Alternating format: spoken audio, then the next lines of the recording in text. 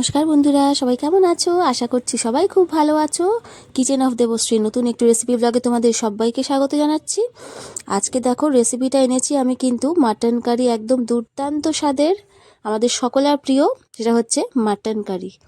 মাটনটা একদম ঝোলঝোল করে রান্না করব। কিভাবে রান্না করছি পুরো প্রসেসটা তোমাদের সাথে শেয়ার করছি। এখানে আমি নিয়েছি ওই 1 কেজির একটু বেশি মতো আছে এটা মাটন নিয়েছি। এখানে চর্বিটা নিয়ে নিই, একদম খুব সামান্য চর্বি আছে, একদমই সামান্য যেটাকে বলে। তো দেখো ভালো করে কিন্তু মাটনটাকে পরিষ্কার করে এখানে ধুয়ে নিয়েছি।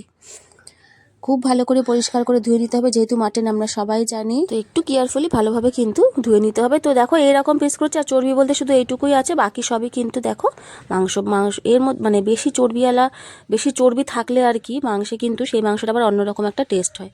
তো দেখো আলু নিয়েছে, আলু ছাড়া তো আমাদের খাসির মাংস যেটা মাটন সেটা কিন্তু একদম অসম্পূর্ণ বলা যায়। তো মশলার মধ্যে কি কি নিয়েছি দেখো, নুন, হলুদ, আর এখানে কিন্তু 2টো তেজপাতা নিয়েছি, আর একটু গোটা গরম মশলা, দারচিনি, এলাচ, আর হচ্ছে লবঙ্গ, এই নিয়েছি। আর এই যে মাটনটা কিন্তু একদম মানে এটাকে আমি জাস্ট নুন হলুদ দিয়ে একটু মাখিয়ে আর আগে কিন্তু একটু প্রেশারে সিটি মেরে নেবো। তো দেখো পিসগুলো কিন্তু আমি ঠিক এইরকমভাবেই করেছি, তোমরা নিজেদের ইচ্ছা মতো ছোটো বড়ো যেরকমভাবে পিস করে নিতে পারো।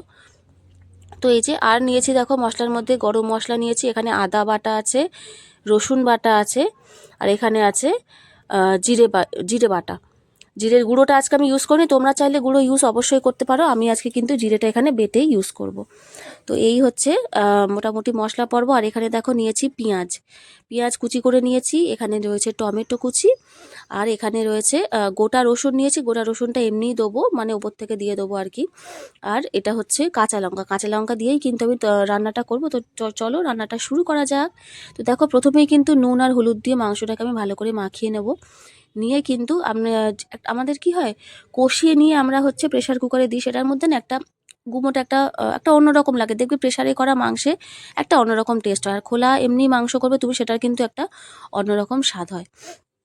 তো যে কোনো জিনিসই আর কি সেই গুমোট ভাবটা কিন্তু থাকবে না যদি তোমরা যেরকমভাবে আমি স্টেপ বাই স্টেপ তোমাদেরকে দেখাবো সেইভাবে যদি রান্নাটা করো। তো দেখো নুন হলুদটা মাখিয়ে নিচ্ছি এখানে ভালোভাবে মাংসের মধ্যে নিয়ে, আর আমি হচ্ছে এটা প্রেশারে সিটি দেবো। এর মধ্যে আরও কী কী দিচ্ছি সেটা অবশ্যই দেখাবো। তো ভালো করে কিন্তু আগে দেখো হাত দিয়েই নুন হলুদটা পুরো মাংসের যাতে সমস্ত গায়ে লেগে যায় সেরকমভাবে কিন্তু মাখিয়ে নিচ্ছি। আর পুরো মাংসের আন্দাজে নুনটা দেবে না, নুনটা একটু কম দেবো প্রথমে, দিয়ে সিদ্ধ করব আর কি। তারপরে পরিমাণ মতো নুনটা কিন্তু দেবো, তোমরা নিজের আন্দাজ অনুযায়ী সেরকমভাবে তোমরা বুঝতেই পারবে কতটা দিতে হবে। তো এইখানে দেখো মোটামুটি ওই 1 চামচ মতোই নুন দিয়ে কিন্তু আমি এটাকে মানে মাখিয়ে নিয়েছি। তো দেখো প্রেশার কুকারের মধ্যে দিয়ে দিচ্ছি মাংসগুলোকে। মাটন খেতে ভালোবাসে না এমন মানে খুব কমই আছে, কিন্তু খুব কম জন আছে যারা মাটন প্রেমী নয় আর কি, তাহলে আমরা সবাই কিন্তু কম বেশি মাটন খেতে ভালোবাসি।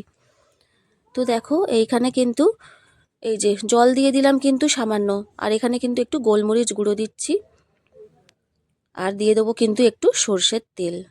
ব্যাস এই দিয়েই কিন্তু আমি প্রেশারে সিটি দেবো। আমি 4টে সিটি দিয়েছি, যেরকম মাংস সেরকম বুঝে সিটিটা দিতে হবে আর কি। এক একটা মাংস একটু নরম হয়, এক একটা আবার একটু শক্ত হয়, সেই বুঝে আর কি সিটিটা দিতে হবে। তো ভালো করে দেখো গোলমরিচ আর এই যে তেলটা ভালো করে একটু মিশিয়ে নিচ্ছি আর কি খুন্তি দিয়ে।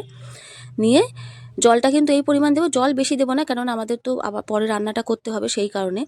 তো দিয়ে কিন্তু ভালোভাবে এটা হচ্ছে একটু সিটিটা দিয়ে নেবো। এই যে এই পরিমাণ জল দিয়েছি আমি।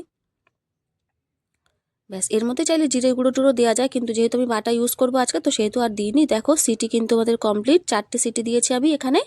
আর এই যে মাটন কিন্তু আমাদের একদম মোটামুটি ওই যে 50% বলতে পারো, 50% মতো কিন্তু সিদ্ধ করে নিয়েছে। এইভাবে করলে না তোমার অনেকক্ষণ সময়টাও লাগে না, শুধু গ্যাসে করলে কড়াইয়ের মধ্যে করলে কি হয় অনেকটা পরিমাণে সময় লেগে যায় আমাদের মাটন করতে। এরকম করতে হলে কিন্তু এরকমভাবে যদি তোমরা করো তাহলে কিন্তু অনেকটা সময় বাঁচে। তো দেখো তেল দিয়ে দিলাম কড়ার মধ্যে, সর্ষের তেল, আর মাটনটা সর্ষের তেলেই কিন্তু ভালো যাবে। চিকেন তো তবু সাদা তেলে চলে, কিন্তু মাটনটা জানো সর্ষের তেল ছাড়া একদম মানে অসম্পূর্ণ লাগে। তো দেখো ভালোভাবে কিন্তু একটু বেশি তেল দিয়েছি, যেহেতু চিকেনটাও এই তেলের মধ্যেই করব আমি। তো ভালো করে কিন্তু আলুটা লাল লাল করে আমি এখানে ভেজে নিচ্ছি, খুব ভালো করে ভেজে নেব। আলু ছাড়া মাটন ভাবাই যায় না। তো এখানে দেখো সেই আলুগুলো উঠিয়ে নিয়েছি, নিয়ে সেই তেলের মধ্যেই কিন্তু দিয়ে দিচ্ছি এই যে গোটা গরম মশলাটা দিলাম, আর তার মধ্যে কিন্তু সামান্য একটু কাশ্মীরি লঙ্কার গুঁড়ো দিয়ে দিলাম, তাতে কালারটা না দারুণ সুন্দর আসে। তার মধ্যে দিয়ে দিলাম এই যে পেঁয়াজ দিয়ে দিলাম, পেঁয়াজটাকে ভালো করে কিন্তু ভাজবো। মশলার পরিমাণটা মুরগির মাংস যেরকম আমরা চিকেন করি তার থেকে খাসির মাংসতে মশলার পরিমাণটা একটু বেশি লাগে, বিশেষ করে আদাটা কিন্তু একটু বেশি দিতে হয়। তো এই যে দেখো পেঁয়াজটা কিন্তু ভালোভাবে ভেজে নিচ্ছি, দিয়ে এর মধ্যে দিয়ে দিলাম রসুন বাটা, ওই মোটামুটি 2 চামচ মতো রসুন বাটা দিয়েছি, আর 1 চামচ মতো আদা বাটা। তো এই যে দিয়ে ভালো করে কিন্তু মিশিয়ে নিচ্ছি। আর এই যে জিরের বাটা ছিল সেটাও কিন্তু আমি দিয়ে দিলাম। কোনো ধনে বাটা বা ধনে গুঁড়ো কিচ্ছু আমি ইউজ করব না এখানে, কেননা ধনে গুঁড়োটা ইউজ করিও না কোনো রান্নাতে, মোটামুটি খুব কম ইউজ করা হয়, বেশিরভাগ এই জিরে গুঁড়োটাই হচ্ছে রান্নার মেন উপকরণ। তো এই যে দেখো টমেটোগুলোও কিন্তু কুচি করা ছিল, সেগুলোও দিয়ে দিলাম, দিয়ে একটু মশলাটাকে নেড়ে নেবো, নিয়ে কিন্তু আমি মাটনটাকে এর মধ্যে দিয়ে কষাতে থাকবো আর কি। একটু এপিটোপিট করে আর কি মশলাটাকে দিয়ে দিলাম। আর দেখো এই যে প্রেশার কুকারের মধ্যে থেকে মাটনগুলো কিন্তু আমি আলাদা করে তুলে নিয়েছি, নিয়ে এর মধ্যে দিয়ে দিলাম, দিয়ে এবারে ভালো করে কিন্তু এটাকে কষাতে হবে। কষানোর উপরেই কিন্তু মাংসের টেস্ট নির্ভর করে, যত ভালোভাবে তুমি কষাবে তত ভালো কিন্তু মাংসের স্বাদ আসবে। অবশ্যই গ্যাসের ফ্লেমটাকে একটু মিডিয়াম করে করতে হবে, তা নাহলে তলাটা লেগে যেতে পারে। সেই কারণে সেই দিকে সব সময় কিন্তু আমাদের খেয়াল রাখতে হবে। যারা আমার নতুন বন্ধুরা রান্না শিখছো সবে, তাদের উদ্দেশ্যেই বলা, গ্যাসের ফ্লেম সব সময় খেয়াল রাখতে হবে, তা নাহলে রান্না যদি একটুও তলায় লেগে যায় সেটা কিন্তু পুরোপুরি রান্নাটা টেস্টটাই পুরো একদম নষ্ট করে দেবে। তো এই যে নুন হলুদ দিয়ে দিলাম ভালোভাবে, কিন্তু মানে পরিমাণ মতো দিয়ে দিলাম আর কি। তো ভালোভাবে কিন্তু এইবার পালা হচ্ছে মাটনটাকে কষানোর। যত সুন্দরভাবে তুমি কষাবে ততই কিন্তু মাটনটা খেতে সুস্বাদু হবে।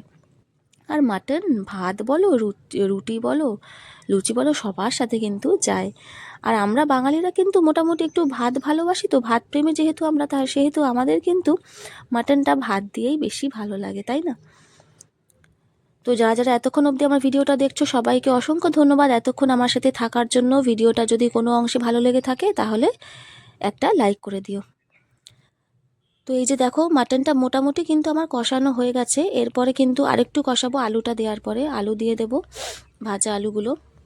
তো একটু জল দিয়ে দিলাম, জল মানে এমনি জল না, যে জলটাতে আমি হচ্ছে মাটনটা সিদ্ধ করেছিলাম, প্রেসারে ছিল সেই জলটাই 1 হাতা নিয়ে কিন্তু এর মধ্যে আমি দিয়েছি। এইভাবেই কিন্তু কষাতে হবে। আর এই দেখো আলুগুলোও কিন্তু দিয়ে দিলাম, দিয়ে এরপরে আবার ভালো করে কিন্তু একটুখানি ওই 5-6 মিনিট মতো আবার একটু কষিয়ে নেব। যত ভালো কষানো হবে তাতে কি হয়, মাংসের মধ্যে আমাদের সমস্ত মশলার স্বাদটা, ফ্লেভারটা আর কি চলে যায়। তো ভালোভাবে কিন্তু একটু কষিয়ে নেব। এটা রান্না করতে একটু সময় লাগে, যেহেতু আমাদের প্রেসারে করা সেহেতু সময়টা কিন্তু অনেকটাই বাঁচবে। মানে প্রেসারে যেহেতু আমি আগে সিদ্ধ করে নিয়েছি, তো গোটা রসুনগুলোও কিন্তু এখন এই পর্যায়ে দিয়ে দিলাম। আমি পুরো একটা থোকা রসুন দিতাম, কিন্তু আমার কাছে এরকম ভাঙা রসুনই ছিল, সেই জন্য আমি কিন্তু এই রকম রসুনই দিলাম। নাহলে তোমরা কিন্তু চাইলে একটা পুরো থোকার যে রসুনের হয়, গোটা রসুন যেটাকে বলে, সেটা কিন্তু একটা এর মধ্যে দিয়ে দিতে পারো। মাটনের মধ্যে দারুণ সুন্দর কিন্তু একটা স্মেল হয় আর কি রসুনের। তো এই যে দিয়ে দিলাম, আর এই রসুনগুলো দিয়েতে কোনো আলাদা টেস্ট হয় না, কিন্তু কি হয়, রসুনটা খেতে ভালো লাগে। রসুনটা যখন তুমি খাবে না ভাতের সাথে, তখন দারুণ লাগে খেতে। তো দেখো আরও 1 হাতা জল দিয়ে কিন্তু আমি ভালোভাবে মাটনটাকে কষিয়ে নিয়েছি।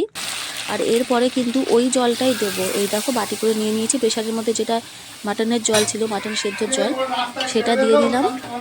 আর এরপরে তুমি আন্দাজ অনুযায়ী কিন্তু তোমাকে জল দিতে হবে, যতটা পরিমাণে তুমি গ্রেভি খাবে, ঝোল খাবে না মাখা মাখা খাবে, সেরকম অনুযায়ী কিন্তু জলটা আমাদেরকে দিতে হবে। তো আমি জল একটু গরম করে রেখেছিলাম, এটা কিন্তু গরম জল, কখনোই ঠান্ডা জল কিন্তু মাটনে দেবে না। চিকেনে তো তবু চলে, কিন্তু মাটনে কিন্তু স্বাদটাই নষ্ট হয়ে যায় ঠান্ডা জল দেওয়াতে। তো সুতরাং সবসময় গরম জলটাই দেওয়ার চেষ্টা করবে। একটু তফাৎ তুমি নিজেও বুঝতে পারবে কিন্তু ঠান্ডা জল আর গরম জল দিলে কেমন হয়। তো এই যে দিয়ে দিলাম জলটা, দিলে এটা জাস্ট এবার ফুটবে। যেহেতু আমরা একটু ঝোল খাবো সেহেতু কিন্তু একটু বেশি পরিমাণে জল দিয়েছি। সামান্য একটু নুন, মানে চিনি দিয়ে দিলাম, নুন না ওটা চিনি দিয়ে দিলাম সামান্য পরিমাণে। আর একটু দিলাম গরম মশলা কিন্তু কষানোর সময় আমি একটুখানি দিয়েছিলাম, আর এখন এই পর্যায়ে একটুখানি দিয়ে দিলাম। ব্যাস এইবারে খালি এটা ফুটে উঠবে আরও 6-7 মিনিট মতো। তারপরে আরেকবার মানে ঢেকে দেবো, তারপর ঢাকা খুলে আরেকবার নাড়বো, নেড়ে তারপরে আবার মানে যেটা দেখবে যে মাংসটা পুরোপুরি কখন সিদ্ধ হচ্ছে, সেই সময় কিন্তু তোমাকে নামাতে হবে। তো দেখো আমার আজকের মাটন কারি, সিম্পল আলু দিয়ে মাটন কারি রেসিপি কিন্তু একদম রেডি। রেসিপিটা কেমন লাগলো অবশ্যই কিন্তু কমেন্ট করে জানিও। ভালো লাগলে চ্যানেলটাকে সাবস্ক্রাইব করে পাশে থেকো এরকম আরও নিত্য নতুন ভিডিও রেসিপি দেখার জন্য। তো আজকের মতো এখানেই, সবাইকে নমস্কার, সবাই খুব ভালো থেকো, সুস্থ থেকো।